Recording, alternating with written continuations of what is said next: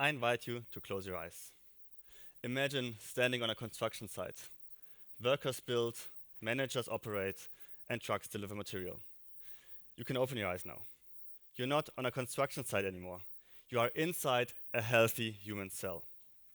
And it looks exactly the same. It is filled with specialized workers, and the materials are metabolites, like sugars and fats. Now you walk into a neighboring cell, and it is a mess. You're met with layers of construction material, all because the workers refuse to do their job. And managers try as hard as they can, but there is no way to motivate them, because the workers are completely dysfunctional. That is the case in inborn errors of metabolism. Millions of people are affected by these, and there's still no effective treatment method available. Symptoms range from severe neurological issues to even death at infancy. Now that's horrendous, but it gets worse. The metabolites start to develop a life of their own, magically assembling into rigid, solid structures like staircases, piercing through the roof until the cell collapses. Now this staircase we know to form from proteins, causing diseases like Alzheimer's and Parkinson's.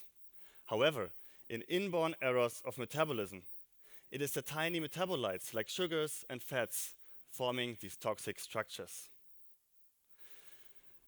And they do so in a very elaborate way, meaning I can tell you exactly when your living room is about to be impaled by a rogue staircase. But rather than telling I told you so, I would like to find a way to stop it. And this is where I made a revolutionary finding.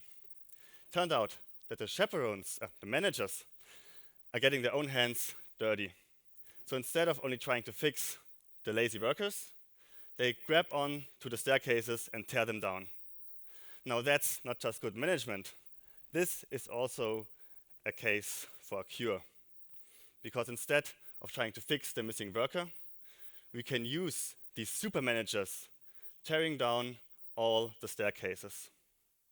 So close your eyes one more time. Picture yourself on that construction site again. Busy, organized, thriving. That's not just a healthy cell, that could be a patient's life restored. Thank you.